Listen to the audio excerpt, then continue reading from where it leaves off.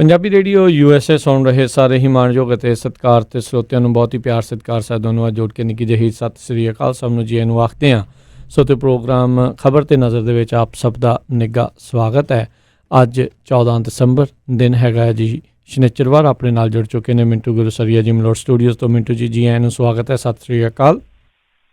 ਸ਼ੁਕਰੀਆ ਜੀ, ਸਾਰਿਆਂ ਨੂੰ ਸਤਿ ਸ੍ਰੀ ਅਕਾਲ ਜੀ। ਸਾਡੇ ਅੱਜ ਦੇ ਪ੍ਰੋਗਰਾਮ ਨੂੰ ਸਪਾਂਸਰ ਕਰਦੇ ਨੇ ਖਾਲਸਾ ਇੰਸ਼ੋਰੈਂਸ ਏਜੰਸੀ ਵਾਲੇ, ਜਿਨ੍ਹਾਂ ਦੇ ਕੋਲੋਂ ਤੁਸੀਂ ਹਰ ਇੱਕ ਤਰੀਕੇ ਦੀ ਇੰਸ਼ੋਰੈਂਸ ਕਰਵਾ ਸਕਦੇ ਹੋ। ਇਸ ਮੌਕੇ COVID California health insurance Obamacare ਦਾ ਸਮਾਂ ਚੱਲ ਰਿਹਾ ਆ। 15 ਦਸੰਬਰ ਤੋਂ ਪਹਿਲਾਂ ਇੰਸ਼ੋਰੈਂਸ ਕਰਵਾਉਣ ਵਾਲਿਆਂ ਦੀ ਇੰਸ਼ੋਰੈਂਸ 1 ਜਨਵਰੀ ਤੋਂ ਸ਼ੁਰੂ ਹੋਵੇਗੀ। 15 ਦਸੰਬਰ ਰੀਨਿਊਅਲਸ ਅਤੇ ਨਵੀਆਂ ਐਪਲੀਕੇਸ਼ਨ ਦਾ ਜਿਹੜਾ ਅਖੀਰਲੀ ਤਰੀਕ ਹੈਗੀ, ਉਸ ਤੋਂ ਪਹਿਲਾਂ ਜ਼ਰੂਰ ਇਹਨਾਂ ਦੇ ਨਾਲ ਸੰਪਰਕ ਕਰੋ। ਜ਼ਰੂਰ ਆਪਣੀ ਹੈਲਥ ਇੰਸ਼ੋਰੈਂਸ ਲਓ। ਕਾਲ ਕਰ ਸਕਦੇ ਹੋ ਇਹਨਾਂ ਨੂੰ 408 272 2500 ਦੇ ਉੱਤੇ 4082722500। ਨਾਲ ਹੀ Krishan Dhanota Yuba City, Harminder Samra Sacramento, Gurpal Singh Sandhu Antelope, Baljinder Singh Nijjar Woodland, Sucha Singh Shri Machhiwara Sahib, GN tyre and lube ਵਾਲੇ, ਜਿਨ੍ਹਾਂ ਦੇ ਕੋਲੋਂ ਤੁਸੀਂ truck wash, oil change, air brake ਦਾ ਕੰਮ ਕਰਵਾ ਸਕਦੇ ਹੋ। ਨਵੇਂ ਪੁਰਾਣੇ ਟਾਇਰ ਵਾਜਿਬ ਕੀਮਤਾਂ 'ਤੇ ਖਰੀਦ ਸਕਦੇ ਹੋ। ਸੈਂਟਰ ਨੈਲਾ ਮੰਡੇਲਾ ਦੇ ਵਿੱਚ ਲੋਕੇਸ਼ਨ ਹੈ। ਹੋਰ ਜਾਣਕਾਰੀ ਲਈ ਕਾਲ ਨੰਬਰ ਸਹੋਤਾ 209 277 0113। ਨਾਲ ਹੀ west coast truck driving school Fresno ਵਾਲੇ, ਜਿਹੜੇ ਕਿ ਤੁਹਾਨੂੰ ਟਰੱਕ ਦਾ ਲਾਇਸੈਂਸ ਵਧੀਆ ਸਿਖਲਾਈ ਦੇ ਕੇ ਘੱਟ ਸਮੇਂ 'ਚ ਲੈਣ ਦੇ ਵਿੱਚ ਸਹਾਇਤਾ ਕਰਦੇ ਨੇ। ਕਾਲ ਅਜੀਤ ਅਟਵਾਲ 559 374 4541 5593744541। ਇਹਨਾਂ ਸਾਰਿਆਂ ਦਾ ਬਹੁਤ ਬਹੁਤ ਧੰਨਵਾਦ। ਜੇਕਰ ਤੁਸੀਂ ਜਾਂ ਕੋਈ ਹੋਰ ਕਾਰੋਬਾਰ ਇਸ ਪ੍ਰੋਗਰਾਮ ਨੂੰ ਸਪਾਂਸਰ ਕਰਨਾ ਚਾਹੁੰਦੇ ਹੋ, ਸੰਪਰਕ ਕਰ ਸਕਦੇ ਹੋ ਨੰਬਰ 408 722 7698 ਦੇ ਉੱਤੇ। ਅਤੇ ਗੱਲਬਾਤ ਦਾ ਸਿਲਸਿਲਾ ਮਿੰਟੂ ਜੀ ਸ਼ੁਰੂ ਕਰਦੇ ਹਾਂ। ਕਹਿੰਦੇ ਕਸ਼ਮੀਰ ਵਿੱਚ ਨਹੀਂ ਕੋਈ ਨਾਬਾਲਗ ਜਿਹੜਾ ਹੈ ਉਹ ਕੈਦ ਨਹੀਂ ਹੈ, ਸੁਪਰੀਮ ਕੋਰਟ ਨੇ ਸਾਫ਼ ਕੀਤਾ। ਦੇਖੋ, ਇਹ ਇੱਕ ਬਹੁਤ ਵਿਵਾਦਤ ਵਿਸ਼ਾ ਸੀਗਾ। ਵੈਸੇ ਤੇ ਤੁਹਾਨੂੰ ਪਤਾ ਹੀ ਆ ਕਿ ਜਿਸ ਤਰ੍ਹਾਂ 370 ਮਨਸੂਖ ਕੀਤੀ ਗਈ, ਉਸ ਤੋਂ ਬਾਅਦ ਜੋ ਕੁਛ ਵਾਪਰਿਆ ਉਹ ਹੀ ਕੰਟਰੋਵਰਸ਼ੀਅਲ ਸੀਗਾ। ਪਰ ਜ਼ੋਰ ਦੇ ਅੱਗੇ ਤੁਹਾਨੂੰ ਪਤਾ ਮਜ਼ਲੂਮੀਅਤ ਜਿਹੜੀ ਆ ਉਹ ਕਈ ਵਾਰ ਫਿਰ ਦਬ ਜਾਂਦੀ ਆ। ਤਾਂ ਖੈਰ ਇਸ ਵੇਲੇ ਜਿਹੜੀ ਚਰਚਾ ਚੱਲੀ ਸੀਗੀ ਉਹ ਇਸ ਗੱਲ ਨੂੰ ਲੈ ਕੇ ਸੀ, ਕਿਉਂਕਿ ਵਾਸ਼ਿੰਗਟਨ ਤੱਕ ਇੱਕ ਖਬਰ ਚੱਲੀ ਸੀ। ਵੈਸੇ ਵਾਸ਼ਿੰਗਟਨ ਤੋਂ ਇਲਾਵਾ ਹੋਰ ਥਾਵਾਂ ਤੇ ਵੀ, ਯਾਨੀ ਕੌਮਾਂਤਰੀ ਮੀਡੀਆ ਦੇ ਵਿੱਚ ਇਸ ਤਰ੍ਹਾਂ ਦੀਆਂ ਰਿਪੋਰਟਾਂ ਆਈਆਂ ਸਨ ਕਿ ਕਸ਼ਮੀਰ ਦੇ ਵਿੱਚ ਬਹੁਤ ਸਾਰੇ ਨਾਬਾਲਗ ਜਿਹੜੇ ਆ ਉਹ ਵੀ ਨਜ਼ਰਬੰਦ ਕਰ ਲਏ ਗਏ ਆ। ਤਾਂ ਫਿਰ ਉਸ ਤੋਂ ਬਾਅਦ ਸੁਪਰੀਮ ਕੋਰਟ ਨੇ ਜਿਹੜੀ ਜੁਵੈਨਾਈਲ ਕਮੇਟੀ ਹੁੰਦੀ ਹੈ, ਜਿਹੜੀ ਹਾਈ ਕੋਰਟ ਦੇ ਮੁਤਹਿਦ ਹੁੰਦੀ ਹੈ, ਤਾਂ ਉਹਨੂੰ ਹੁਕਮ ਦਿੱਤੇ ਸਨ ਕਿ ਤੁਸੀਂ ਪਤਾ ਕਰਕੇ ਦੱਸੋ। ਤਾਂ ਉਹਨਾਂ ਨੇ ਮੁੱਢਲੇ ਤੌਰ ਤੇ ਜਿਹੜੀ, ਮੈਂ ਵੈਸੇ ਉਹ ਖਬਰ ਜਿਹੜੀ ਆ ਉਹ ਪੜ੍ਹੀ ਹੋਈ ਸੀਗੀ, DW ਇੱਥੇ ਨਾ ਇੱਕ ਬਹੁਤ ਵੱਡਾ ਪੋਰਟਲ ਹੈ ਜਿਹੜਾ ਕਈ ਭਾਸ਼ਾਵਾਂ ਦੇ ਵਿੱਚ ਆ। ਤਾਂ ਉਹਨਾਂ ਦੀ ਰਿਪੋਰਟ ਸੀਗੀ ਕਿ ਕਸ਼ਮੀਰ ਦੇ ਵਿੱਚ 370 ਹਟਣ ਤੋਂ ਬਾਅਦ 144 ਨਾਬਾਲਗ ਜਿਹੜੇ ਆ ਹਿਰਾਸਤ ਦੇ ਵਿੱਚ ਲਏ ਗਏ ਸਨ, ਤੇ ਉਹਨਾਂ ਦੇ ਵਿੱਚ ਇੱਕ 9 ਸਾਲ ਦਾ ਜਵਾਕ ਵੀ ਸ਼ਾਮਲ ਸੀਗਾ। ਤਾਂ ਇਹ ਕਮੇਟੀ ਨੇ ਸੁਪਰੀਮ ਕੋਰਟ ਨੂੰ ਦੱਸਿਆ ਸੀਗਾ, ਅਕਤੂਬਰ ਦੇ ਵਿੱਚ ਐਸੀ ਖਬਰ ਸੀਗੀ। ਪਰ ਹੁਣ ਜਦੋਂ ਸਾਰੀ ਜਵਾਬ ਤਲਬੀ ਹੋ ਗਈ ਆ, ਸੁਪਰੀਮ ਕੋਰਟ ਨੇ ਹਾਈ ਕੋਰਟ ਦੀ ਜਿਹੜੀ ਜੁਵੈਨਾਈਲ ਜਸਟਿਸ ਕਮੇਟੀ ਸੀਗੀ ਉਹਦੀ ਰਿਪੋਰਟ ਦਾ ਹਵਾਲਾ ਦੇ ਕੇ ਕਿਹਾ ਕਿ ਉਸ ਜੁਵੈਨਾਈਲ ਜਸਟਿਸ ਕਮੇਟੀ ਨੇ ਸਟੇਟ ਦੀਆਂ ਜੇਲ੍ਹਾਂ ਦੇ ਵਿੱਚ ਜਾ ਕੇ, ਰਿਆਸਤ ਦੀਆਂ ਜੇਲ੍ਹਾਂ ਦੇ ਵਿੱਚ ਜਾ ਕੇ ਚੱਪੇ ਦੀ ਛਾਨਬੀਨ ਕੀਤੀ ਆ। ਉੱਥੇ ਕੋਈ ਵੀ ਨਾਬਾਲਗ ਜਿਹੜਾ ਬੰਦੀ ਨਹੀਂ ਪਾਇਆ ਗਿਆ। ਤਾਂ ਕਹਿਣ ਦਾ ਭਾਵ ਇਹ ਆ ਕਿ ਇਹ ਦੱਸਿਆ ਗਿਆ, ਜਿਹੜੀ ਮੁੱਢਲੀ DW ਦੀ ਰਿਪੋਰਟ ਮੈਂ ਤੁਹਾਨੂੰ ਦੱਸ ਰਿਹਾ ਸੀਗਾ, ਉਹਦੇ ਵਿੱਚ ਵੀ ਇਹੋ ਦੱਸਿਆ ਗਿਆ ਸੀਗਾ ਕਿ 144 ਫੜੇ ਜ਼ਰੂਰ, 142 ਛੱਡ ਦਿੱਤੇ ਆ। ਜਿਹੜੇ 2 ਨੇ ਉਹਨਾਂ ਬਾਰੇ ਇੱਕ ਇਹ ਵੀ ਖਬਰ ਸੀਗੀ ਕਿ ਇੱਕ ਜੁਵੈਨਾਈਲ ਨੂੰ ਆਗਰਾ ਸ਼ਿਫਟ ਕੀਤਾ ਗਿਆ ਸੀਗਾ। ਹੁਣ ਉਸ ਤੋਂ ਬਾਅਦ ਕੀ ਬਣਿਆ ਕੋਈ ਨਹੀਂ ਜਾਣਦਾ, ਪਰ ਰਿਪੋਰਟ ਇਹ ਹੋਈ ਸੀਗੀ ਕਿ 144 ਨਾਬਾਲਗ ਫੜੇ ਗਏ ਸੀਗੇ, ਉਸ ਤੋਂ ਬਾਅਦ 142 ਛੱਡ ਦਿੱਤੇ ਗਏ। ਦੋਆਂ ਦਾ ਕੋਈ ਪਤਾ ਨਹੀਂ ਹੈ। ਤਾਂ ਖੈਰ ਹੁਣ ਸੁਪਰੀਮ ਕੋਰਟ ਨੇ ਜਿਹੜੀ ਗੱਲ ਆਖੀ, ਉਹਨਾਂ ਆਖਿਆ ਕਿ ਦੇਖੋ ਗੱਲ ਇਹ ਆ ਕਿ ਸਾਨੂੰ ਹਾਈ ਕੋਰਟ ਤੇ ਯਕੀਨ ਕਰਨਾ ਚਾਹੀਦਾ, ਤੇ ਯਕੀਨ ਕਰਨ ਦੇ ਸਾਡੇ ਕੋਲ ਪ੍ਰਾਪਤ ਹੈਗੇ ਆ ਆਧਾਰ ਵੀ, ਲੋੜੀਂਦੇ ਆਧਾਰ ਵੀ ਹੈ ਸਾਡੇ ਕੋਲ। ਸੋ ਉਹਨਾਂ ਨੇ ਸਾਫ਼ ਕੀਤਾ ਹੈ ਕਿ ਦੇਖੋ ਬੜੇ ਧਿਆਨ ਨਾਲ ਅਸੀਂ ਰਿਪੋਰਟ ਦੇਖੀ ਆ, ਇਹਦੇ ਵਿੱਚ ਨਾਬਾਲਗਾ ਦੀ ਗੈਰ ਕਾਨੂੰਨੀ ਹਿਰਾਸਤ ਵਰਗੀ ਕੋਈ ਚੀਜ਼ ਨਹੀਂ ਹੈ, ਤੇ ਇਸ ਮਾਮਲੇ ਨੂੰ ਹੁਣ ਪੈਂਡਿੰਗ ਨਹੀਂ ਰੱਖਿਆ ਜਾ ਸਕਦਾ। ਖੈਰ ਉਹਨਾਂ ਨੇ ਮਾਮਲਾ ਨਵੇੜ ਦਿੱਤਾ। ਚਲੋ ਇਹ ਹੋ ਗਿਆ ਤਸਵੀਰ ਦਾ ਇੱਕ ਪੱਖ। ਜੇ ਕੋਈ ਨਾਬਾਲਗ ਨਹੀਂ ਨਜ਼ਰਬੰਦ ਤਾਂ ਠੀਕ ਹੈ, ਵਧੀਆ ਗੱਲ ਆ। ਪਰ ਜਿਹੜੇ 144 ਚੋਂ 142 ਰਿਹਾਅ ਕਰ ਦਿੱਤੇ ਗਏ, ਤਾਂ 2 ਜਿਹੜੇ ਆ ਉਹ ਕਿੱਧਰ ਗਿਆ ਉਹਦਾ ਹਾਲੇ ਤੱਕ ਕੋਈ ਪਤਾ ਨਹੀਂ ਹੈ। ਖੈਰ ਨਾਲ ਸੁਪਰੀਮ ਕੋਰਟ ਨੇ ਵੀ ਕਿਹਾ ਕਿ ਹੁਣ ਅਮਰੀਕੀ ਰਿਪੋਰਟ ਕਿ ਇੱਥੋਂ ਦੀਆਂ ਰਿਪੋਰਟਸ ਤੇ ਯਕੀਨ ਕਰਨਾ ਹੈ। ਤਾਂ ਇਹ ਵੀ ਇੱਕ ਟਿੱਪਣੀ ਕੀਤੀ ਗਈ ਆ। ਪਰ ਤਸਵੀਰ ਦਾ ਦੂਸਰਾ ਪੱਖ ਕੀ ਆ? ਦੂਸਰਾ ਤਸਵੀਰ ਦਾ ਪੱਖ ਇਹ ਆ ਕਿ ਦੇਖੋ ਇਹੋ ਜਿਹੇ ਮੁੱਦਿਆਂ ਨੂੰ ਉਹ ਕਹਿ ਰਹੇ ਆ ਕਿ ਪੈਂਡਿੰਗ ਨਹੀਂ ਰੱਖਣਾ, ਮਤਲਬ ਕਿ ਨਵੇੜਨਾ ਵਾ, ਨਾਲ ਦੀ ਨਾਲ ਨਵੇੜੀ ਜਾ ਰਹੇ ਆ। ਪਰ ਗੱਲ ਮੇਰਾ ਸ਼ੁਰੂ ਤੋਂ ਸਵਾਲ ਇਹੋ ਹੀ ਆ, ਸੁਪਰੀਮ ਕੋਰਟ ਦੀ ਜਿਸ ਤਰ੍ਹਾਂ ਦੀ ਕਾਰਕਰਦਗੀ ਆ ਉਸ ਚੀਜ਼ ਨੂੰ ਲੈ ਕੇ, ਕਿ ਤੁਸੀਂ ਹੁਣ ਤੱਕ ਉਸ ਚੀਜ਼ ਦਾ ਫੈਸਲਾ ਕਿਉਂ ਨਹੀਂ ਕਰਦੇ ਜਿਹਦੇ ਕਰਕੇ ਸਾਰੀਆਂ ਚੀਜ਼ਾਂ ਵਾਪਰੀਆਂ ਨੇ? ਮਤਲਬ ਕਿ ਜੜ ਤੱਕ ਤੁਸੀਂ ਕਿਉਂ ਨਹੀਂ ਪਹੁੰਚੇ ਇੰਨੇ ਮਹੀਨਿਆਂ ਬਾਅਦ? ਮੇਰੇ ਖਿਆਲ ਦੇ ਨਾਲ 5 ਅਗਸਤ ਦੀ ਗੱਲ ਆ, ਤਾਂ ਲਾ ਲਓ ਕਿ 5 ਅਗਸਤ ਤੋਂ ਬਾਅਦ ਹੁਣ ਤੇ 5 ਦਸੰਬਰ ਵੀ ਲੰਘ ਗਿਆ ਜਾਂ 5 ਜਨਵਰੀ ਵੀ ਆਉਣ ਵਾਲੀ ਆ, ਕਿ ਤੁਸੀਂ ਉਸ ਚੀਜ਼ ਦਾ ਨਿਰਣਾ ਕਿਉਂ ਨਹੀਂ ਕਰਦੇ ਕਿ ਜੋ ਚੀਜ਼ ਕਸ਼ਮੀਰ ਦੇ ਵਿੱਚ ਵਾਪਰੀ, ਜਿਸ ਤਰੀਕੇ ਨਾਲ 370 ਨੂੰ ਮਨਸੂਖ ਕੀਤਾ ਗਿਆ, ਕਿ ਉਹ ਸੰਵਿਧਾਨਕ ਢੰਗ ਸੀ ਜਾਂ ਗੈਰ ਸੰਵਿਧਾਨਕ ਢੰਗ ਸੀਗਾ? ਜੇ ਮੰਨ ਲਓ ਸੰਵਿਧਾਨਕ ਢੰਗ ਹੈ ਫਿਰ ਤੇ ਛੱਡੋ, ਪਰ ਜੇ ਗੈਰ ਸੰਵਿਧਾਨਕ ਢੰਗ ਹੈ ਤੇ ਜਿਹੜੀਆਂ ਸਾਰੀਆਂ ਮੁਸ਼ਕਲਾਂ ਉਤਪੰਨ ਹੋਈਆਂ, ਤੁਸੀਂ ਅੱਜ ਦੀ ਤਰੀਕ ਦੇ ਵਿੱਚ ਵੇਖੋ ਉਹਨਾਂ ਦਾ 15,000 ਕਰੋੜ ਰੁਪਏ ਦਾ ਸੇਬ ਦੇ ਵਪਾਰ ਦਾ ਹੀ ਘਾਟਾ ਹੋ ਗਿਆ ਇਸ ਸਿਲਸਿਲੇ ਦੇ ਵਿੱਚ ਜੋ ਇਹ ਕਦਮ ਚੁੱਕਿਆ ਗਿਆ। ਕਿੰਨੀ ਇਕੋਨਮੀ ਉਹਨਾਂ ਦੀ ਹੋਰ ਬਦਤਰੀਨ ਹੋਈ ਹੋਏਗੀ, ਅੰਦਾਜ਼ਾ ਲਾ ਲਓ ਕਿਸ ਤਰ੍ਹਾਂ ਲੋਕਾਂ ਨੂੰ ਉੱਥੇ ਸਫ਼ਰ ਕਰਨਾ ਪਿਆ, ਕਿਸ ਤਰ੍ਹਾਂ ਉਹਨਾਂ ਨੂੰ ਆਪਣੇ ਆਪ ਨੂੰ ਘਰਾਂ 'ਚ ਕੈਦ ਕਰਕੇ ਉੱਥੇ ਵਕਤ ਗੁਜ਼ਾਰਨਾ ਪੈ ਰਿਹਾ। ਇੱਕ ਬਹੁਤ ਵੱਡਾ ਸਵਾਲ ਹੈ। ਤਾਂ ਸੁਪਰੀਮ ਕੋਰਟ ਨੂੰ ਮੁੱਢਲਾ ਨਿਰਣਾ ਇਹ ਕਰਨਾ ਚਾਹੀਦਾ ਕਿ ਜੋ ਸਰਕਾਰ ਦਾ ਕਦਮ ਸੀਗਾ ਕਿ ਉਹ ਸੰਵਿਧਾਨਕ ਦਾਇਰੇ ਦੇ ਵਿੱਚ ਸੀਗਾ ਜਾਂ ਉਹਨਾਂ ਨੇ ਛੜੱਪਾ ਮਾਰ ਕੇ ਉਸ ਦਾਇਰੇ ਨੂੰ ਕ੍ਰਾਸ ਕੀਤਾ ਹੈ। ਜੀ ਜੀ ਜੀ। ਅਗਲੀ ਜਿਹੜੀ ਆਪਾਂ ਮਿੰਟੂ ਜੀ ਗੱਲ ਕਰਦੇ, ਕਹਿੰਦੇ ਸਿੱਧੂ ਨੂੰ ਡਿਪਟੀ ਬਣਾਉਣ ਦੇ ਚਰਚੇ ਭਾਰੀ ਨੇ ਇਸ ਟਾਈਮ। ਬਿਲਕੁਲ, ਦੇਖੋ ਇੱਕ ਨਾ ਨਿਊਜ਼ ਚੈਨਲ ਦੇ ਨਾਲ ਪ੍ਰਿਯੰਕਾ ਗਾਂਧੀ ਗੱਲਬਾਤ ਕਰ ਰਹੇ ਸਨ, ਆ ਥੋੜੇ ਦਿਨਾਂ ਦੀ ਗੱਲ ਆ। ਉਹਦੇ ਵਿੱਚ ਨਵਜੋਤ ਸਿੰਘ ਸਿੱਧੂ ਦਾ ਜਦੋਂ ਕੁਐਸਚਨ ਆਇਆ, ਸਵਾਲ ਆਇਆ, ਤਾਂ ਇਹ ਕਿਹਾ ਗਿਆ ਨਵਜੋਤ ਸਿੰਘ ਸਿੱਧੂ ਬਾਰੇ ਕਿ ਉਹਨਾਂ ਨੂੰ ਜਲਦੀ ਮਤਲਬ ਕਿ ਅਸੀਂ ਐਕਟਿਵ ਕਰਾਂਗੇ, ਮਤਲਬ ਕਿ ਜਲਦੀ ਉਹ ਫਰੇਮ ਦੇ ਵਿੱਚ ਆ ਜਾਣਗੇ। ਨਵਜੋਤ ਸਿੰਘ ਸਿੱਧੂ ਬਾਰੇ ਇਹ ਪ੍ਰਿਯੰਕਾ ਗਾਂਧੀ ਦੀ ਟਿੱਪਣੀ ਸੀਗੀ ਕਿ ਜਲਦੀ ਉਹ ਮੇਨ ਸਟ੍ਰੀਮ ਦੇ ਵਿੱਚ ਤੁਹਾਨੂੰ ਦਿਖਾਈ ਦੇਣਗੇ। ਹੁਣ ਨਵਜੋਤ ਸਿੰਘ ਸਿੱਧੂ ਦਾ ਮਸਲਾ ਤੁਹਾਨੂੰ ਪਤਾ ਹੀ ਆ ਕਿ ਜਿਸ ਤਰ੍ਹਾਂ ਉਹਨਾਂ ਨੇ ਅਹੁਦੇ ਤੋਂ ਅਸਤੀਫਾ ਦਿੱਤਾ, ਉਸ ਤੋਂ ਬਾਅਦ ਸਿਰਫ ਇੱਕ ਹੀ ਮੇਜਰ ਐਕਟੀਵਿਟੀ ਰਹੀ, ਜਿੱਦਣ ਕਰਤਾਰਪੁਰ ਸਾਹਿਬ ਕੋਰੀਡੋਰ ਖੋਲ੍ਹਿਆ ਗਿਆ ਉਸ ਦਿਨ ਨਵਜੋਤ ਸਿੰਘ ਸਿੱਧੂ ਆਪਣੇ ਜਲਵਾਯੂ ਜੁੰਬਸ਼ ਦੇ ਵਿੱਚ ਨਜ਼ਰ ਆਇਆ। ਉਸ ਤੋਂ ਬਾਅਦ ਜਾਂ ਉਸ ਤੋਂ ਪਹਿਲਾਂ ਨਵਜੋਤ ਸਿੰਘ ਸਿੱਧੂ ਹੈ ਜਿਹੜਾ ਗੈਰ ਸਰਗਰਮ ਨਜ਼ਰ ਆਇਆ। ਤਾਂ ਹੁਣ ਹਾਲ ਦੀ ਘੜੀ ਜਿਹੜਾ ਇਹ ਬਿਆਨ ਆਇਆ ਪ੍ਰਿਯੰਕਾ ਗਾਂਧੀ ਦਾ, ਤਾਂ ਉਹਦੇ ਤੇ ਚਰਚਾ ਚੱਲਣੀ ਸ਼ੁਰੂ ਹੋਈ ਕਿ ਸ਼ਾਇਦ ਹੋ ਸਕਦਾ ਨਵਜੋਤ ਸਿੰਘ ਸਿੱਧੂ ਦਾ ਦਾਅ ਲੱਗ ਜਾਵੇ ਤੇ ਉਹਨਾਂ ਨੂੰ ਡਿਪਟੀ ਸੀਐਮ ਬਣਾ ਦਿੱਤਾ ਜਾਵੇ। ਪਰ ਦੂਸਰੇ ਪਾਸੇ ਇਹ ਤੇ ਚਲੋ ਇੱਕ ਚਰਚਾ ਹੈ ਔਰ ਇਸ ਚਰਚੇ ਮੇਰੇ ਖਿਆਲ ਦੇ ਨਾਲ ਵਾਹਵਾ ਦਿਨ ਘੁੰਮੀ ਜਾਣਗੇ। ਪਰ ਦੂਸਰੇ ਪਾਸੇ ਇੱਕ ਹੋਰ ਵੀ ਗੱਲ ਨਿਕਲ ਰਹੀ ਆ ਕਿ ਕੈਪਟਨ ਅਮਰਿੰਦਰ ਸਿੰਘ ਰਾਣਾ ਗੁਰਜੀਤ ਸਿੰਘ ਨੂੰ ਲਿਆਉਣਾ ਚਾਹੁੰਦੇ ਆ ਕੈਬਨਿਟ ਦੇ ਵਿੱਚ, ਤੇ ਉਹਦੇ ਵਾਸਤੇ ਉਹਨਾਂ ਨੇ ਆਲਾ ਕਮਾਂਡ ਤੱਕ ਪਹੁੰਚ ਵੀ ਕੀਤੀ ਆ। ਹਾਲਾਂਕਿ ਹਰੀ ਝੰਡੀ ਨਹੀਂ ਮਿਲੀ ਕਿਉਂਕਿ ਉਹ ਅੱਗੇ ਕੰਟਰੋਵਰਸ਼ਲ ਰਹੇ ਆ, ਵਿਵਾਦਤ ਰਹੇ ਆ, ਤਾਂ ਹਾਲੇ ਉੱਥੋਂ ਹਰੀ ਝੰਡੀ ਨਹੀਂ ਮਿਲੀ।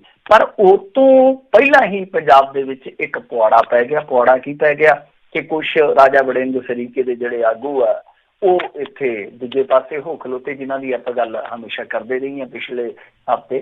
ਤਾਂ ਇਹਦੇ ਵਿੱਚ ਹੋਇਆ ਕੀ ਆ, ਵਾਪਰਿਆ ਕੀ ਆ ਕਿ ਜਿਹੜਾ ਵਿਸਥਾਰ ਹੋਣਾ ਸੀਗਾ, ਜੋ ਸਰਗਰਮੀਆਂ ਚੱਲਦੀਆਂ ਪਈਆਂ ਸਨ ਅੰਦਰ ਖਾਤੇ ਕਿ ਮੰਤਰੀ ਮੰਡਲ ਦਾ ਥੋੜਾ ਵਿਸਤਾਰ ਕਰ ਦਿੱਤਾ ਜਾਵੇ, ਰੀਸ਼ਫਲਿੰਗ ਕਰ ਦਿੱਤੀ ਜਾਵੇ, ਤਾਂ ਉਹ ਰੋਕ ਦਿੱਤੀ ਗਈ ਆ ਕਿ ਜੇ ਮੰਨ ਲਓ ਇਸ ਸਮੇਂ ਦੇ ਵਿੱਚ ਜੇ ਰੀਸ਼ਫਲਿੰਗ ਕੀਤੀ ਜਾਂਦੀ ਆ ਤਾਂ ਉਹ ਕਿਤੇ ਪੁੱਠਾ ਨਾ ਪੈ ਜਾਵੇ, ਕੰਮ ਬੈਕਫਾਇਰ ਨਾ ਹੋ ਜਾਵੇ। ਸੋ ਇਸ ਕਰਕੇ ਹੁਣ ਤਾਂ ਮੈਨੂੰ ਲੱਗਦਾ ਕਿ ਦੂਸਰਾ ਕਾਰਨ ਵੀ ਮਿਲ ਗਿਆ ਕੈਪਟਨ ਅਮਰਿੰਦਰ ਸਿੰਘ ਨੂੰ ਕਿ ਅੰਦਰ ਖਾਤੇ ਪ੍ਰਿਯੰਕਾ ਗਾਂਧੀ ਮੇਨ ਸਟ੍ਰੀਮ 'ਚ ਸਿੱਧੂ ਨੂੰ ਲਿਆਉਣਾ ਚਾਹੁੰਦੀ ਆ ਕਿ ਕਿਤੇ ਕੱਲ ਨੂੰ ਸਿੱਧੂ ਮੇਰੇ ਗੱਲ ਨਾ ਪੈ ਜਾਵੇ, ਗੱਲ ਤੋਂ ਭਾਵੇਂ ਹੈ ਕਿ ਗੱਲ ਦੇ ਵਿੱਚ ਸੱਪ ਬਣ ਕੇ ਨਾ ਲਮਕ ਜਾਵੇ। ਸੋ ਇਸ ਕਰਕੇ ਮੈਨੂੰ ਲੱਗਦਾ ਕਿ ਕੈਪਟਨ ਅਮਰਿੰਦਰ ਸਿੰਘ ਇੰਨੀ ਜਲਦੀ ਇਸ ਪਾਸੇ ਨਹੀਂ ਆਊਗਾ ਕਿ ਉਹ ਆਰਾਮ ਨਾਲ ਹੀ ਕਹਿ ਦੇਵੇ ਕਿ ਕੋਈ ਗੱਲ ਨਹੀਂ ਜੀ, ਸਿੱਧੂ ਨੂੰ ਤੁਸੀਂ ਬਣਾ ਦਿਓ ਡਿਪਟੀ ਸੀਐਮ, ਕੋਈ ਚੱਕਰ ਨਹੀਂ। ਕਿਉਂਕਿ ਜਦੋਂ ਇਹ ਇਲੈਕਸ਼ਨ ਜਿੱਤੇ ਸਨ ਉਸ ਵੇਲੇ ਦਾ ਤੁਸੀਂ ਵਾਕਿਆ ਯਾਦ ਕਰੋ, ਜਦੋਂ ਇਹ ਪੁੱਛਿਆ ਗਿਆ ਸੀਗਾ ਕਿ ਕੀ ਨਵਜੋਤ ਸਿੰਘ ਸਿੱਧੂ ਨੂੰ ਡਿਪਟੀ ਬਣਾਇਆ ਜਾਵੇਗਾ, ਤਾਂ ਕੈਪਟਨ ਅਮਰਿੰਦਰ ਸਿੰਘ ਦਾ ਸਿੱਧਾ ਤੇ ਸਪਸ਼ਟ ਸਾਦਾ ਜਵਾਬ ਸੀਗਾ ਕਿ ਨਹੀਂ, ਇਸ ਤਰ੍ਹਾਂ ਦੀ ਸਾਡੇ ਇੱਥੇ ਰੀਤ ਹੀ ਹੈ ਨਹੀਂ। ਜੀ ਜੀ। ਅਗਲੀ ਆਪਾਂ ਮਿੰਟੂ ਜੀ ਗੱਲ ਕਰਦੇ, ਕਹਿੰਦੇ ਜਿਹੜਾ ਭਨਿਆਰੇ ਵਾਲਾ ਹੁਣ ਰਾਜਨੀਤੀ ਦੇ ਵਿੱਚ ਆਉਣ ਲੱਗਾ। ਹਾਂ, ਬਸ ਇਹੋ ਹੀ ਕਸਰ ਰਹਿ ਗਈ ਇਹਨਾਂ ਦੀ ਕਿ ਦੂਸਰੇ ਜਿਹੜੇ ਆ ਦਾਲ ਆਈ ਜਾਂਦੇ ਆ। ਉਹ ਇੱਕ ਮੈਂ ਵੀਡੀਓ ਕਲਿੱਪ ਕੱਲ ਵੇਖਣ ਡਿਆ ਸੀ ਤੇ ਉਹ ਮੈਂ ਸ਼ੇਅਰ ਵੀ ਕੀਤੀ। ਉਹਦੇ ਚੋਂ ਸਾਰੀਆਂ ਡਿਗਰੀਆਂ ਦੇ ਨਾਮ ਲੈਂਦਾ, ਉਹ ਸਵਾਮੀ ਟਾਈਪ ਬੰਦਾ ਵਾ ਤੇ ਕਿਸੇ ਨੂੰ ਸੰਬੋਧਨ ਕਰ ਰਿਹਾ ਤੇ ਐਂਡ ਦੇ ਵਿੱਚ ਕਿਹਾ ਜਾਂਦਾ ਕਿ ਜਿਹੜੇ ਸਾਰੇ ਡਿਗਰੀਆਂ ਹੋਲਡਰ ਆ, IAS ਜਿਹੜੇ IPS ਆ, ਉਹ ਸਾਰੇ ਕਿਹਦੇ ਮੁਤਹਿਦ ਆ? ਉਹ ਅਨਪੜ੍ਹ ਗਵਾਰ ਟਾਈਪ ਲੀਡਰਾਂ ਦੇ। ਤੇ ਜਿਹੜੇ ਲੀਡਰ ਆ, ਕਮਾਲ ਦੀ ਗੱਲ ਹੈ, ਜਿਹੜੇ ਬਿਲਕੁਲ ਹੀ ਨਖੱਟੂ ਐ ਇਸ ਸੋਸਾਇਟੀ ਦੇ ਸਾਧੂ ਸੰਤ, ਉਹਨਾਂ ਦੇ ਮੁਤਹਿਦ ਆ। ਮਤਲਬ ਕਿ ਸਾਰਾ ਕੁਛ ਦੇਸ਼ ਦਾ ਜਿਹੜਾ ਉਹ ਕਿਹਦੇ ਮੁਤਹਿਦ ਚਲਾ ਗਿਆ? ਉਹ ਸਾਧੂ ਸੰਤਾਂ ਦੇ। ਉਹ ਹੀ ਚਲਾਈ ਜਾਂਦੇ ਆ ਪਿੱਛੇ ਬੈਠੇ, ਜਿਹਨਾਂ ਨੂੰ ਅਕਲ ਹੀ ਕਾਸੇ ਦੀ। ਖੈਰ ਇਹ ਸਾਰਾ ਕੁਛ ਹੈ ਜਿਹੜਾ ਉਹ ਚੱਲਦਾ ਰਹਿੰਦਾ। ਤੁਹਾਨੂੰ ਇਸ ਤਰ੍ਹਾਂ ਦੀਆਂ ਕਰਦੇ ਰਹਿੰਦੇ ਆ ਲੋਕ ਕਿ ਜਿਹੜਾ ਵਰਗ ਸਾਧੂ ਵਰਗ, ਵੈਸੇ ਸਾਰੇ ਨਹੀਂ ਕਹਿਣੇ ਚਾਹੀਦੇ, ਕੁਛ ਸਾਧੂ ਵਰਗ ਜਿਹੜਾ ਉਹ ਸਿਆਸਤ ਦੇ ਵਿੱਚ ਰੁਚੀ ਕਰ ਰਿਹਾ ਤੇ ਉਸ ਤੋਂ ਬਾਅਦ ਫਿਰ ਉਹ ਕਿਸ ਤਰ੍ਹਾਂ ਤਾਕਤਾਂ ਨੂੰ ਆਪਣੇ ਮੁੱਠੀ 'ਚ ਕੇਂਦਰਿਤ ਕਰ ਲੈਂਦਾ। ਸਭ ਨੇ ਦੇਖਿਆ ਹੀ ਆ, ਆਪਾਂ 4-5 ਸਵਾਮੀ ਵੱਡੇ ਦੇਖੇ ਆ ਜਿਨ੍ਹਾਂ ਨੇ ਰੱਜ ਕੇ ਆਸਥਾ ਨੂੰ ਵੇਚਿਆ। ਮਤਲਬ ਲੋਕਾਂ ਦੀ ਆਸਥਾ ਦੇ ਸਿਰ ਤੇ ਰਾਜਨੀਤੀ ਕੀਤੀ, ਫਿਰ ਰਾਜਨੀਤੀ ਕਰਕੇ ਵਪਾਰ ਕੀਤਾ ਤਾਂ ਉਹ ਆਸਥਾ ਉਹਨਾਂ ਨੇ ਵੇਚੀ ਆ, ਰੱਜ ਕੇ ਵੇਚੀ ਆ, ਜੰਮ ਕੇ ਵੇਚੀ। ਕੋਈ ਕਲਾ ਵੇਚਦਾ, ਕੋਈ ਫਨਕਾਰੀ ਵੇਚਦਾ, ਕੋਈ ਅਦਾਕਾਰੀ ਵੇਚਦਾ, ਕੋਈ ਆਪਣਾ ਹੁਨਰ ਵੇਚਦਾ, ਕੋਈ ਸਕਿੱਲ ਵੇਚਦਾ। ਤਾਂ ਕੁਛ ਲੋਕ ਜਿਹੜੇ ਉਹ ਆਸਥਾ ਵੀ ਵੇਚਦੇ, ਤਾਂ ਆਸਥਾ ਦਾ ਵੀ ਵਪਾਰ ਚੱਲਦਾ ਇੰਡੀਆ ਦੀ ਮੰਡੀ ਦੇ ਵਿੱਚ। ਤਾਂ ਖੈਰ ਹੁਣ ਭਨਿਆਰਾ ਵਾਲਾ ਦੀ ਕਿੰਨੀ ਕੁ ਆਸਥਾ ਨੂੰ ਮੇਰੇ ਖਿਆਲ ਦੇ ਨਾਲ ਭਨਿਆਰੇ ਵਾਲਾ ਹੀ ਦੱਸ ਸਕਦਾ, ਪਰ ਅੰਦਰ ਖਾਤੇ ਦੱਸਦੇ ਆ ਕਿ ਤਿਆਰੀਆਂ ਇਹਨਾਂ ਨੇ ਵੱਢ ਲਈਆਂ। ਉਹ ਕਹਿੰਦਾ ਕਿ ਸਾਡੇ ਤੇ ਝੂਠੇ ਮਾਮਲੇ ਦਰਜ ਕੀਤੇ ਗਏ ਸੀ, ਸਾਡੇ ਜਿਹੜੇ ਪੈਰੋਕਾਰ ਸੀ ਉਹਨਾਂ ਦੇ ਨਾਲ ਧੱਕੇਸ਼ਾਹੀਆਂ ਹੋਈਆਂ, ਇਹਨਾਂ ਹੀ ਨਹੀਂ ਸਾਡੇ ਮਾਸੂਮ ਬੱਚਿਆਂ ਨੂੰ ਵੀ ਨਹੀਂ ਛੱਡਿਆ ਗਿਆ। ਤੇ ਹੁਣ ਕਹਿੰਦੇ ਕਿ ਸੰਗਤ, ਸਾਡੀ ਸੰਗਤ ਦਾ ਜਿਹੜਾ ਉਹ ਸਬਰ ਦਾ ਬੰਨ੍ਹ ਟੁੱਟ ਗਿਆ ਤੇ ਇਸ ਲਈ ਸੰਗਤ ਦੀ ਮੰਗ ਆ ਕਿ ਬਾਬਾ ਸਿਆਸਤ ਦੇ ਵਿੱਚ ਕਦਮ ਰੱਖੇ। ਤੇ ਹੁਣ ਬਾਬਾ ਤਿਆਰੀ ਵੱਢ ਰਿਹਾ ਕਿ ਉਹ ਜਿਹੜੇ ਦੂਸਰੇ ਹੋਰ ਵੀ ਰਾਜ ਆ ਉੱਥੇ ਜਿਹੜੇ ਉਹਨਾਂ ਦੇ ਪੈਰੋਕਾਰ ਆ ਤੇ ਉਹਨਾਂ ਨੂੰ ਨਾਲ ਗੰਢ ਕੇ ਜਿਸ ਤਰ੍ਹਾਂ ਡੇਰਾ ਸਰਸਾ ਕਰਦਾ ਰਾਜਨੀਤੀ, ਠੀਕ ਉਸੇ ਤਰ੍ਹਾਂ ਭਨਿਆਰੇ ਵਾਲਾ ਵੀ ਕਰੇ। ਤਾਂ ਤੁਸੀਂ ਵੇਖ ਸਕਦੇ ਹੋ ਕਿ ਮਤਲਬ ਇੱਕ ਮਾਰਕੀਟ ਦੇ ਵਿੱਚ ਹੋਰ ਸਾਧੂ ਹੈ ਜਿਹੜਾ ਤੇ ਇੱਕ ਜਿਹੜਾ ਬੜਾ ਵਿਵਾਦਤ ਪਿਛੋਕੜ ਰਿਹਾ, ਉਹ ਵੀ ਤਿਆਰ ਆ ਹੁਣ ਕਿ ਮੈਂ ਰਾਜਨੀਤੀ ਚਾਹਾਂ। ਚਲੋ ਖੈਰ ਸਭ ਨੂੰ ਆਜ਼ਾਦੀ ਆ, ਸਭ ਲਈ ਮੈਦਾਨ ਖੁੱਲ੍ਹਾ। ਵੇਖਣਾ ਹੋਏਗਾ ਕਿ ਇਸ ਭਨਿਆਰੇ ਵਾਲੇ ਨੂੰ ਕਿੰਨਾ ਕੁ ਭਾਣ ਜਿਹੜਾ ਉਹ ਚੰਦੇ ਦੇ ਰੂਪ 'ਚ ਮਿਲਦਾ, ਕਿੰਨੀ ਕੁ ਵੋਟਾਂ ਦੀ ਫਸਲ ਕੱਟ ਸਕਦਾ। ਪਰ ਮੇਰੇ ਖਿਆਲ ਦੇ ਨਾਲ ਹੈ ਨਹੀਂ ਕੁਛ ਵੀ ਵਜੂਦ, ਇਹ ਤੇ ਐਵੇਂ ਟਿੰਡ 'ਚ ਕਰਨਾ ਪਾਉਣ ਵਾਲੀ ਗੱਲ ਆ। ਜੀ ਜੀ। ਅਗਲੀ ਜਿਹੜੀ ਆਪਾਂ ਮਿੰਟੂ ਜੀ ਗੱਲ ਜਿਹੜੀ ਕਰਦੇ, ਕਹਿੰਦੇ ਮਾਨਸੇ ਤੋਂ ਰਣਇੰਦਰ ਹੋ ਸਕਦਾ ਹੈ ਹੁਣ ਕਾਂਗਰਸ ਦਾ ਦਾਅਵੇਦਾਰ। ਬਿਲਕੁਲ ਇਹ ਹਫ਼ਤੇ ਦੇ ਆਖਰੀ ਪੜਾਅ ਤੇ ਖਬਰਾਂ ਚੱਲੀਆਂ ਇਸ ਤਰ੍ਹਾਂ ਦੀਆਂ। ਬਿਲਕੁਲ ਵੀਕਐਂਡ ਤੇ ਕਹਿ ਲਈਏ ਕਿ ਇਸ ਤਰ੍ਹਾਂ ਦੀਆਂ ਗਰਮਾ ਗਰਮ ਖਬਰਾਂ ਆਈਆਂ। ਕਾਦਰ ਸਿੰਘ ਮਾਨਸ਼ਾਹੀਆਂ ਸ਼ੁੱਕਰਵਾਰ ਪੇਸ਼ ਹੋਏ ਸਨ ਸਪੀਕਰ ਦੇ ਕੋਲ, ਤਰੀਕ ਸੀਗੀ ਪੇਸ਼ੀ ਸੀਗੀ ਇਹਨਾਂ ਦੀ ਵੀ।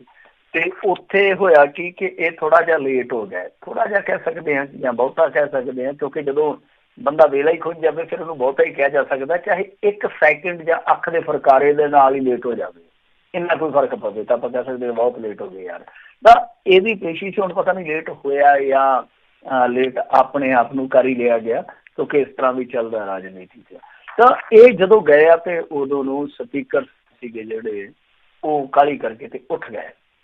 ਹੁਣ ਇਹਨਾਂ ਨੂੰ ਜਦੋਂ ਕੱਲ ਪੁੱਛਿਆ ਗਿਆ ਮਾਨਸ਼ਾਹੀਆ ਸਾਹਿਬ ਨੂੰ ਕਿ ਕੀ ਤੁਸੀਂ ਅਸਤੀਫਾ ਵਾਪਸ ਲਵੋਗੇ, ਕਿਉਂਕਿ ਆਪਾਂ ਅਸਤੀਫਿਆਂ ਦਾ ਦੌਰ ਵੇਖਿਆ, ਉਸ ਤੋਂ ਬਾਅਦ ਅਸਤੀਫਿਆਂ ਦੀ ਵਾਪਸੀ ਦਾ ਦੌਰ ਜਿਹੜਾ ਉਹ ਇੱਕ ਹੋਰ ਦੌਰ ਵੇਖਿਆ। ਤਾਂ ਇਹਨਾਂ ਨੇ ਇੱਕੋ ਗੱਲ ਕਹੀ ਆ ਕਿ ਦੇਖੋ ਜੀ, ਮੈਂ ਆਪਣੇ ਅਸਤੀਫੇ ਵਾਲੇ ਸਟੈਂਡ ਤੇ ਬਿਲਕੁਲ ਕਾਇਮ ਆ, ਮੈਂ ਉਸ ਸਟੈਂਡ ਤੋਂ ਹਿੱਲਣਾ ਨਹੀਂ ਹੈ। ਤਾਂ ਇਹਦਾ ਮਤਲਬ ਇਹ ਆ ਕਿ ਨਾਜਰ ਸਿੰਘ ਮਾਨਸ਼ਾਹੀਆ ਜੋ ਅੱਜ ਦਾ ਸਟੈਂਡ ਹੈ, ਕਿਉਂਕਿ ਲੀਡਰ ਦਾ ਘੰਟੇ ਬਾਅਦ ਕਿਹੜਾ ਸਟੈਂਡ ਹੋਊਗਾ ਉਹਦੇ ਤੇ ਮੈਂ ਵੀ ਸਟੈਂਡ ਨਹੀਂ ਕਰ ਸਕਦਾ ਕੀ ਸਟੈਂਡ ਹੋਊਗਾ। ਤਾਂ ਕਹਿਣ ਦਾ ਭਾਵ ਇਹ ਕਿ ਅੱਜ ਦੀ ਤਰੀਕ 'ਚ ਉਹ ਕਹਿ ਰਹੇ ਆ ਕਿ ਵੇਖੋ ਮੇਰਾ ਜਿਹੜਾ ਅਸਤੀਫਾ ਵਾ ਮੈਂ ਉਹਦੇ ਤੇ ਕਾਇਮ ਹਾਂ। ਪਰ ਨਾਲ ਹੀ ਇਹ ਗੱਲ ਚੱਲਦੀ ਪਈ ਆ ਕਿ ਕਾਂਗਰਸ ਤਿਆਰੀ ਕਰ ਚੁੱਕੀ ਆ ਕਿ ਨਾਜਰ ਸਿੰਘ ਮਾਨਸ਼ਾਹੀਆ ਦਾ ਅਸਤੀਫਾ ਜਿਹੜਾ ਉਹ ਪ੍ਰਵਾਨ ਕਰ ਲਿਆ ਜਾਵੇ, ਔਰ ਪ੍ਰਵਾਨ ਕਰਕੇ ਇੱਕ ਮੈਦਾਨ ਮੁਕਲਾ ਕਰ ਲਿਆ ਜਾਵੇ, ਯਾਨੀ ਰਣ ਦੇ ਵਿੱਚ ਫਿਰ ਰਣਇੰਦਰ ਸਿੰਘ ਨੂੰ ਉਤਾਰਿਆ ਜਾਵੇ। ਦੱਸਦੇ ਆ ਕਿ ਮਾਨਸਾ ਤੇ ਨਜ਼ਰ ਵੈਸੇ ਹੈਗੀ ਆ ਕਾਂਗਰਸੀਆਂ ਦੀ, ਕੁਛ ਹੋਰ ਵੀ ਇਸ ਦੌੜ ਦੇ ਵਿੱਚ ਹੈਗੇ ਆ, ਜਿਹਦੇ ਵਿੱਚ ਭਰਤਿੰਦਰ ਸਿੰਘ ਚਾਹਲ ਦਾ ਜਿਹੜਾ ਸਪੁੱਤਰ ਹੈ ਬਿਕਰਮਜੀਤ ਸਿੰਘ ਚਾਹਲ, ਉਹਦੀ ਵੀ ਕਿਤੇ ਨਾ ਕਿਤੇ ਨਿਗਾਹ ਹੈਗੀ ਸੀ ਇੱਧਰ। ਪਰ ਜਿਵੇਂ ਹੀ ਰਣਇੰਦਰ ਸਿੰਘ ਇੱਥੇ ਐਕਟੀਵਿਟੀਜ਼ ਵਧਾਉਂਦਾ, ਨਾਲ ਦੀ ਨਾਲ ਜੋ ਭਰਤਿੰਦਰ ਸਿੰਘ ਦਾ ਸਪੁੱਤਰ ਹੈ ਬਿਕਰਮਜੀਤ ਇੰਦਰ ਸਿੰਘ, ਉਹ ਵਾਪਸ ਕਦਮ ਖਿੱਚ ਲੈਂਦਾ ਕਿ ਕੋਈ ਗੱਲ ਨਹੀਂ, ਇਹਨਾਂ ਨੂੰ ਅੱਗੇ ਜਾਣਾ। ਰਾਹ ਛੱਡ ਦਿੱਤੇ ਜਾਂਦੇ ਆ। ਤਾਂ ਦੂਸਰੇ ਪਾਸੇ ਇਹ ਵੀ ਇੱਕ ਚਰਚਾ ਸੀਗੀ ਕਿ ਨਾਜਰ ਸਿੰਘ ਦੇ ਨਾਲ ਵਾਅਦਾ ਕੀਤਾ ਗਿਆ ਕਾਂਗਰਸ ਵੱਲੋਂ ਕਿ ਤੁਹਾਨੂੰ ਟਿਕਟ ਦਿੱਤੀ ਜਾਊਗੀ। ਉਹ ਤਾਂ ਵੈਸੇ ਕਾਂਗਰਸੀਆਂ ਨੂੰ ਵੀ ਚਾਨਣ ਹੋ ਗਿਆ ਕਿ ਜੇ ਇਹਨਾਂ ਨੂੰ ਟਿਕਟ ਦਿੱਤੀ ਜਾਂਦੀ ਆ ਤੇ ਅੱਗੋਂ ਲੋਕਾਂ ਨੇ ਨਿਸ਼ਾਨਾ ਕਿਹੋ ਜਿਹਾ ਦੇਣਾ, ਕਿਉਂਕਿ ਲੋਕ ਬਹੁਤ ਬਰਖਲਾਫ ਹੋਏ ਸਨ ਨਾਜਰ ਸਿੰਘ ਮਾਨਸ਼ਾਹੀਆ ਦੇ, ਕਿਉਂਕਿ ਜਦੋਂ ਇਹਨਾਂ ਨੇ ਅਸਤੀਫਾ ਦਿੱਤਾ ਸੀਗਾ ਉਦੋਂ ਹੀ ਲੋਕਾਂ ਦੇ ਵਿੱਚ ਇਹ ਚਰਚਾ ਚੱਲ ਪਈ ਸੀ ਕਿ ਨਾਜਰ ਸਿੰਘ ਹੁਣ ਜਿੱਤ ਕੇ ਦਿਖਾਏਂਗੇ। ਤਾਂ ਇਸ ਕਰਕੇ ਕਾਂਗਰਸ ਨੂੰ ਪਤਾ ਕਿ ਜੇ ਅਸੀਂ ਪੁੱਠਾ ਪੰਗਾ ਲੈ ਲਿਆ ਤੇ ਸਾਨੂੰ ਕੁਹਾਟੀ ਨਾ ਦੇ ਦੇਣ ਲੋਕ, ਤਾਂ ਇਸ ਕਰਕੇ ਕਾਂਗਰਸ ਨੇ ਇਹ ਮਾਈਂਡਸੈਟ ਕਰ ਲਿਆ ਕਿ ਇਹਨਾਂ ਨੂੰ ਟਿਕਟ ਨਹੀਂ ਦਿੱਤੀ ਜਾਊਗੀ। ਤਾਂ ਜੇ ਇਹਨਾਂ ਨੂੰ ਟਿਕਟ ਨਹੀਂ ਦਿੱਤੀ ਜਾਂਦੀ ਤਾਂ ਇਸ ਸੂਰਤ ਦੇ ਵਿੱਚ ਫਿਰ ਟਿਕਟ ਜਾਣੀ ਹੈ ਰਣਿੰਦਰ ਸਿੰਘ ਦੇ ਕੋਲ। ਉਹ ਰਨ ਨੂੰ ਫਤਿਹ ਕਰਦੇ ਜਾਂ ਨਹੀਂ ਕਰਦੇ ਬਾਅਦ ਦੀ ਗੱਲ ਆ। ਜੀ ਜੀ ਜੀ।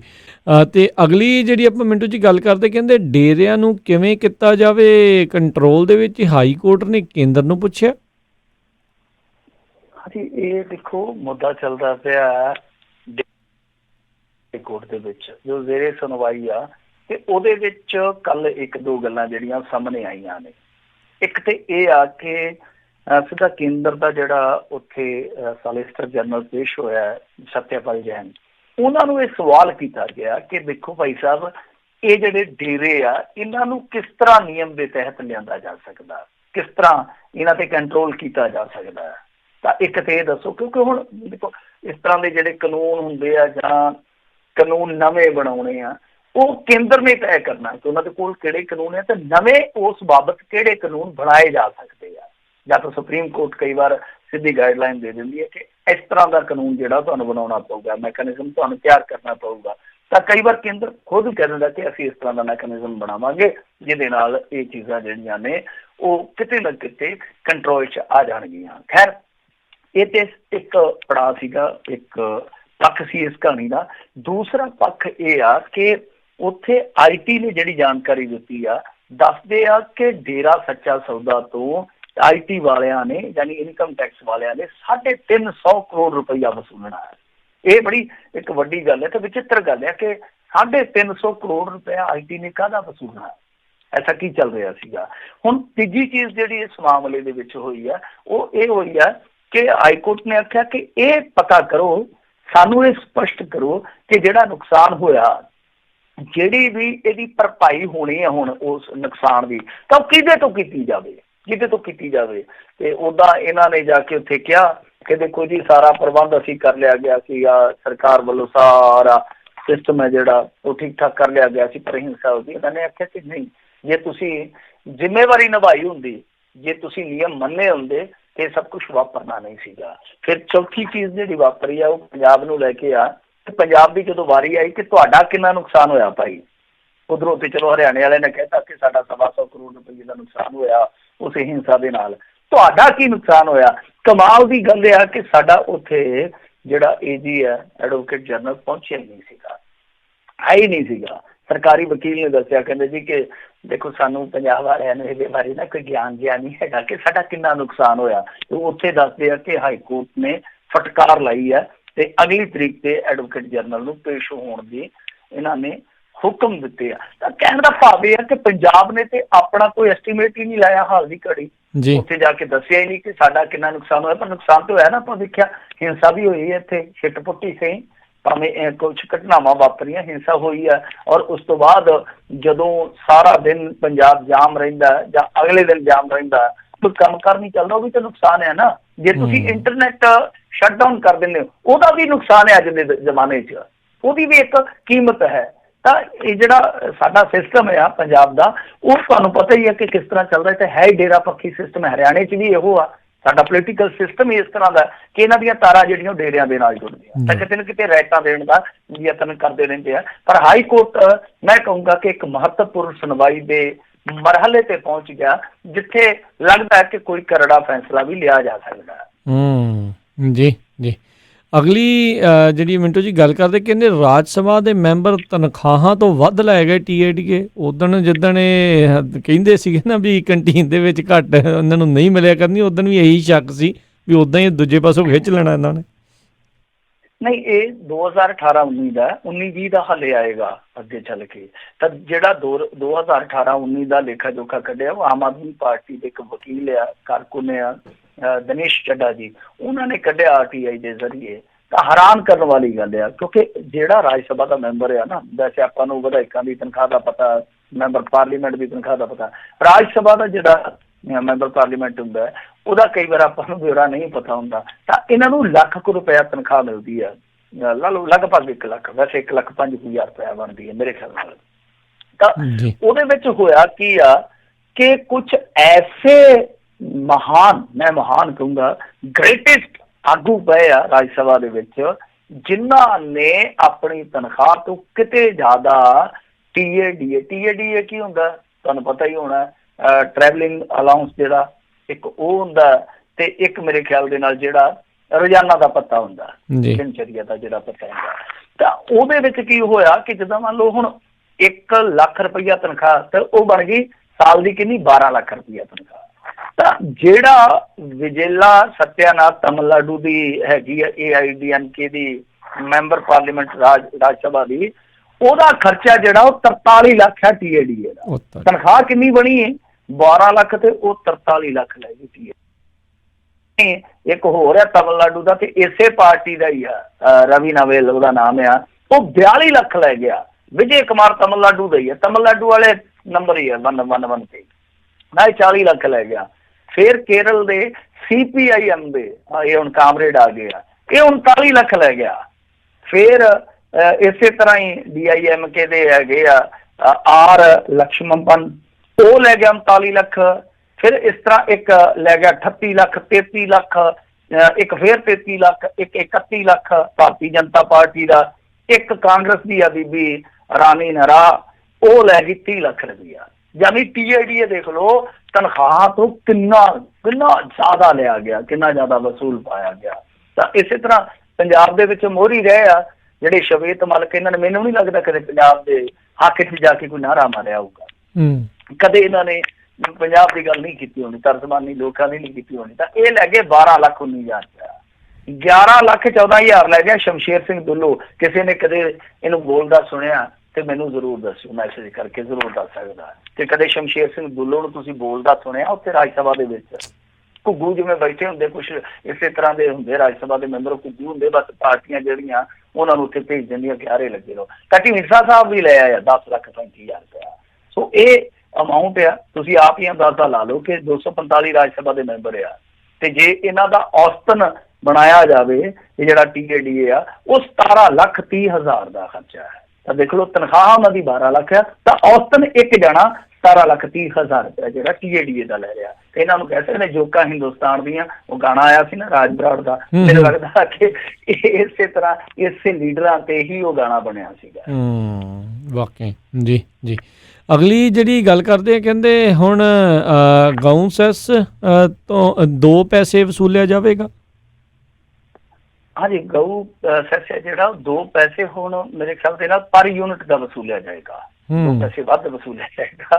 ਜਿਵੇਂ ਆਪਾਂ ਕਹਿੰਦੇ ਨੇ ਫਲਾਣਾ ਯਾਰ 2 ਪੈਸੇ ਵੱਧ ਕਰਦੇ ਰੇਟ ਯਾਰ, ਤਾਂ ਉਹ ਆਪਣਾ ਉਹ ਇੱਕ ਝਟਕਾ ਜਿਹਾ ਹਿਸਾਬ ਹੁੰਦਾ, 2 ਪੈਸੇ ਵੱਧ ਕਰਦੇ। ਤਾਂ ਇੱਥੇ ਇਹਨਾਂ ਨੇ ਵਧਾ ਕੇ ਪਰ ਯੂਨਿਟ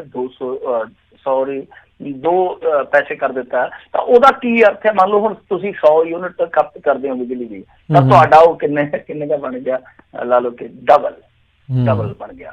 ਤਾਂ ਇਹ ਇਸ ਵੇਲੇ ਇੱਕ ਬਹੁਤ, ਮੈਂ ਕਹੂੰਗਾ ਕਿ ਸਾਡੀ ਪੰਜਾਬ ਸਰਕਾਰ ਦਾ ਬਹੁਤ ਜ਼ਾਲਮਾਨਾ ਪੱਖ ਆ ਕਿ ਟੈਕਸਾਂ ਦੀ ਧਾਰ ਬੜੀ ਤਿੱਖੀ ਆ। ਸਾਡੇ ਕੰਮ ਕਰਨ ਦੇ ਜਿਹੜੇ ਇੱਥੇ ਸਰਕਾਰ ਦੇ ਰੰਗ ਢੰਗ ਆ, ਉਹ ਬੜੇ ਜਿੱਦਾਂ ਕੁੰਡੀ ਨਹੀਂ ਆਪਾਂ ਕਹਿੰਦੇ ਤਲਵਾਰ ਧਾਰ ਕੁੰਡੀ ਹੋ ਜਾਂਦੀ ਆ, ਤਾਂ ਉਹ ਕੁੰਡੀ ਧਾਰ ਆ। ਜਦੋਂ ਤੁਸੀਂ ਲੋਕਾਂ ਦੀ ਜੇਬ ਨੂੰ ਵੱਢਣਾ, ਉਦੋਂ ਤੁਹਾਡੀ ਧਾਰ ਆ ਜਿਹੜੀ ਉਹ ਬੜੀ ਲਿਸ਼ਕਵੀਂ ਤੇ ਤਿੱਖੀ ਆ। ਜਦ ਤੁਸੀਂ ਕੰਮ ਕਰਨਾ ਤਾਂ ਉਹੀ ਤਲਵਾਰ ਤੁਹਾਡੀ ਕੁੰਡੀ ਹੋ ਜਾਂਦੀ ਆ, ਮੁੜ ਜਾਂਦੀ ਆ ਤੁਹਾਡੀ ਤਲਵਾਰ। ਤਾਂ ਇਹ ਨਹੀਂ ਹੋਣਾ ਚਾਹੀਦਾ, ਕਿਉਂਕਿ ਦੇਖੋ ਜੇ ਤੁਸੀਂ ਹੁਣ ਇਹ ਵਸੂਲੋਗੇ, ਮੇਰੇ ਖਿਆਲ ਦੇ ਨਾਲ ਇਹ 1 ਕਰੋੜ ਤੋਂ ਵੱਧ ਜਾਣਾ, ਮਹੀਨੇ ਦਾ 1 ਕਰੋੜ ਦਾ ਵੱਧ ਜਾਣਾ ਹੈ। ਜਿਹੜੀ ਅੱਗੇ ਵਸੂਲੀ ਹੁੰਦੀ ਹੈ ਲਗਭਗ 90 ਲੱਖ ਦੀ ਆ, 1 ਕਰੋੜ ਤੋਂ ਉੱਤੇ ਟੱਪ ਜਾਣਾ ਹੁਣ ਗਊ ਸੈਸ।